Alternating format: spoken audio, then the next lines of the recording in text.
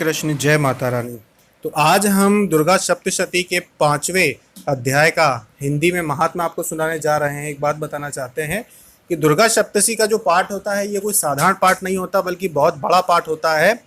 जो ये समझ लीजिए कि जब भी अगर आप इसे सुनते हैं या घर में पढ़ते भी हैं तो आपके आसपास जो भी देवी सेविका या देवी शक्तियां उपलब्ध होती हैं वो आपके पास आ जाती हैं इस पाठ को सुनने के लिए। चाहे वो यक्षिणी हो, योगिनी हो, कोई भी अगर आपके आसपास है तो वो आपके पास पहुंच जाती हैं।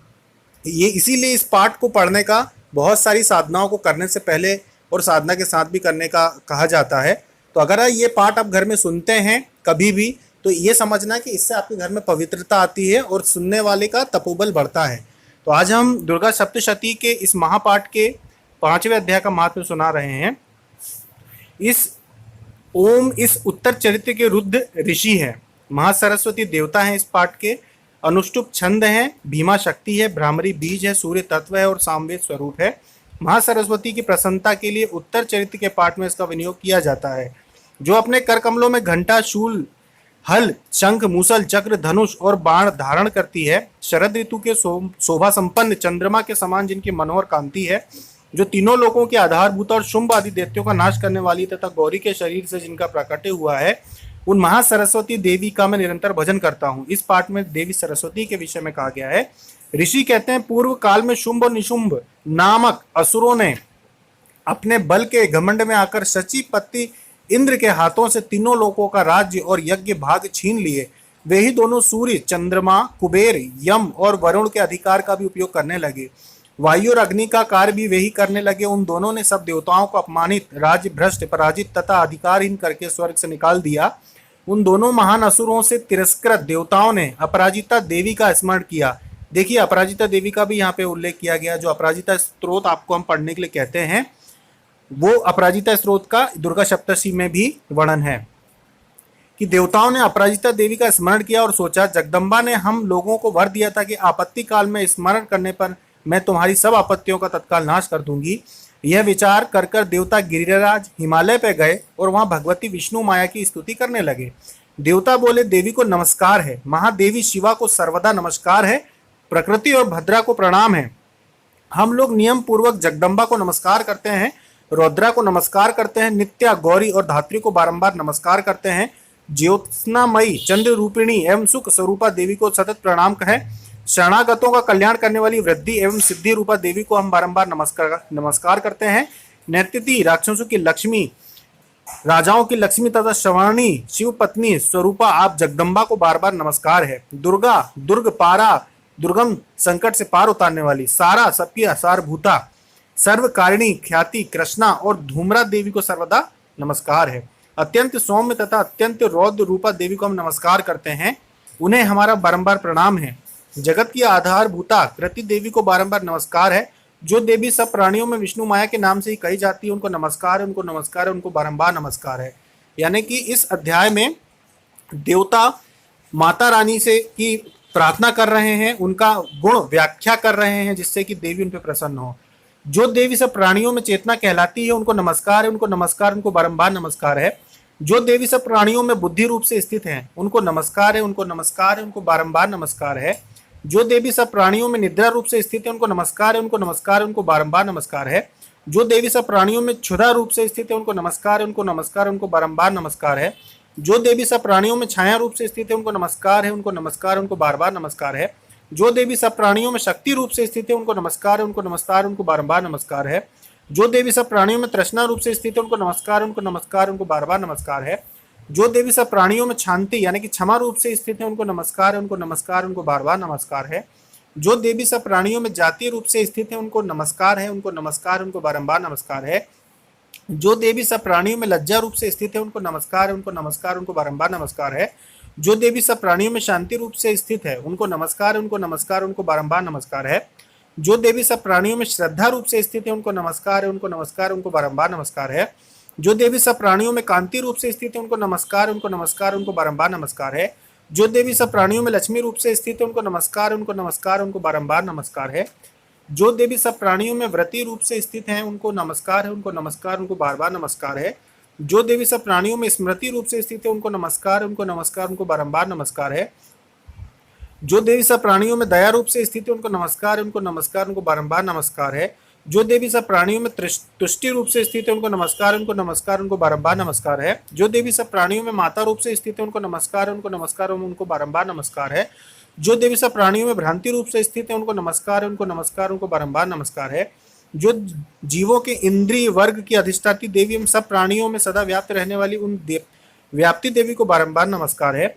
जो देवी चैतन्य रूप से संपूर्ण जगत को व्याप्त करके स्थित है उनको नमस्कार है, उनको नमस्कार, उनको बारंबार नमस्कार है।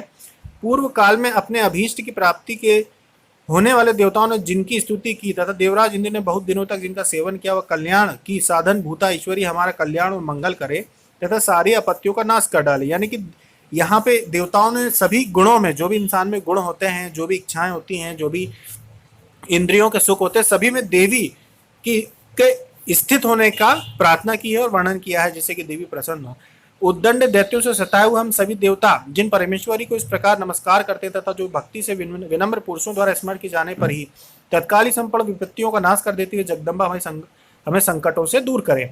ऋषि कहते हैं, राजन, इस प्रकार जब देवता स्तुति कर रहे थे उस समय पार्वती देवी गंगा जी के जल में स्नान करने के लिए वहां आई। उन सुंदर भावों वाली भगवती ने देवताओं से पूछा, आप लोग यहाँ किसकी स्तुति करते हैं? तब उन्हीं के शरीर कोष्ठ से प्रकट हुई शिवा देवी बोली, शुंभ दैत्य से तिरस्कृत और युद्ध में निशुंभ से पराजित हो यहाँ एकत्रित हुए ये समस्त देवता ये मेरी ही स्तुति कर रहे हैं। पार्वती जी के शरीर कोष्ठ से अंबिका का प्रादुर्भाव हुआ, इसलिए वो समस्त लोकों में कौशिकी कही जाती है।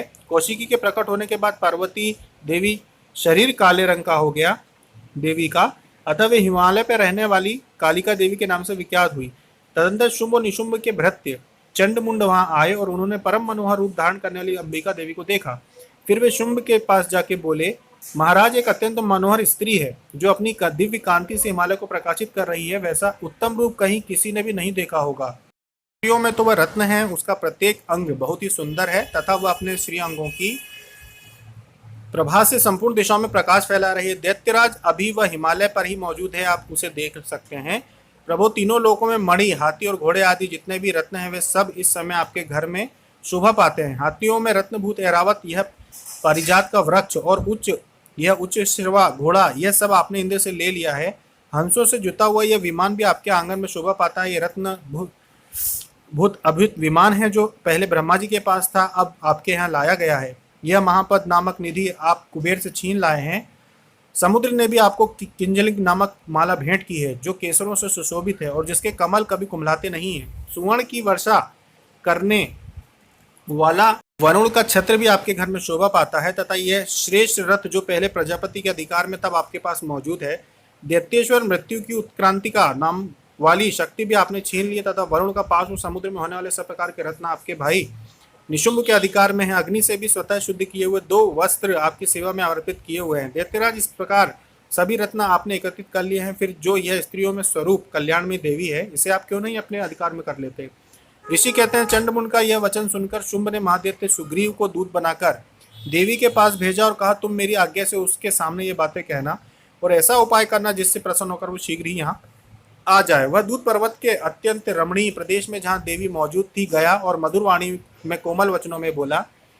दूत बोला, देवी, दैत्यराज शुंभ इस समय तीनों लोकों के परमेश्वर है। मैं उन्हीं का भेजा हुआ दूत हूँ और यहाँ तुम्हारे ही पास आया हूँ। उनकी आज्ञा सदा सब देवता एक स्वर से मानते हैं, कोई उसका उल्लंघन नहीं कर सकता। वे संपूर्ण देवताओं को परास्त कर चुके हैं। उन्होंने तुम्हारे लिए जो संदेश दिया है उसे सुनो। संपूर्ण त्रिलोक की मेरे अधिकार में है। देवता भी मेरी आज्ञा के अधीन चलते हैं। संपूर्ण यज्ञों के भागों को मैं पृथक पृथक भोगता हूँ। तीनों लोकों में जितने श्रेष्ठ रत्न है वे सब मेरे अधिकार में हैं।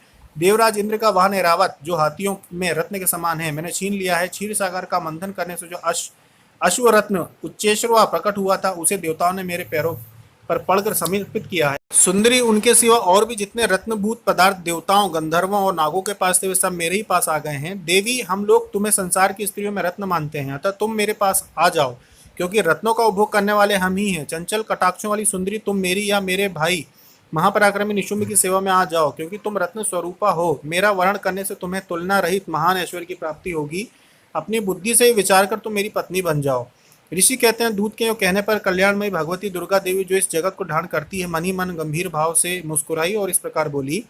देवी ने कहा, दूत, तुमने सत्य कहा, इसमें तनिक भी मिथ्या नहीं है। शुंभ तीनों लोकों का स्वामी और निशुंभ भी उसी के समान पराक्रमी है। किंतु इस विषय में मैंने जो प्रतिज्ञा कर ली है उसे मिथ्या कैसे करूं? मैंने अपनी अल्प बुद्धि के कारण पहले से प्रतिज्ञा कर रखी है, उसे सुनो। जो मुझे संग्राम में जीत लेगा, जो मेरे अभिमान को चूर कर देगा तथा संसार में जो मेरे समान बलवान होगा, वही मेरा स्वामी होगा। इसलिए शुंभ अथवा था महादैत्य निशुंभ स्वयं ही यहाँ पधारे और मुझे जीतकर शीघ्र ही मेरा पारिगण कर ले। इसमें विलंब की क्या आवश्यकता है? दूत बोला, देवी तुम घमंड में भरी हो, मेरे सामने ऐसी बातें न करो। तीनों लोकों में कौन ऐसा पुरुष है जो शुंभ निशुंभ के सामने खड़ा हो सके? देवी, अन्य दैत्यों के सामने भी सारे देवता युद्ध में नहीं ठहर सकते, फिर तुम अकेली स्त्री होकर कैसे ठहर सकती हो? जिन शुंभ आदि दैत्यों के सामने इंद्र आदि सब देवता भी युद्ध में खड़े नहीं हो पाए, उनके सामने तुम स्त्री होकर कैसे जाओगी? इसलिए तुम मेरे कहने से शुंभ निशुंभ के पास चली जाओ। ऐसा करने से तुम्हारे गौरव की रक्षा होगी, अन्यथा जब वे केश पकड़कर घसीटेंगे तब तुम्हें अपनी प्रतिष्ठा खोकर जाना पड़ेगा। देवी ने कहा, तुम्हारा कहना ठीक है, शुंभ बलवान है और निशुंभ भी बड़ा पराक्रमी है, किंतु क्या करूं, मैं पहले बिना सोचे समझे प्रतिज्ञा कर ली है।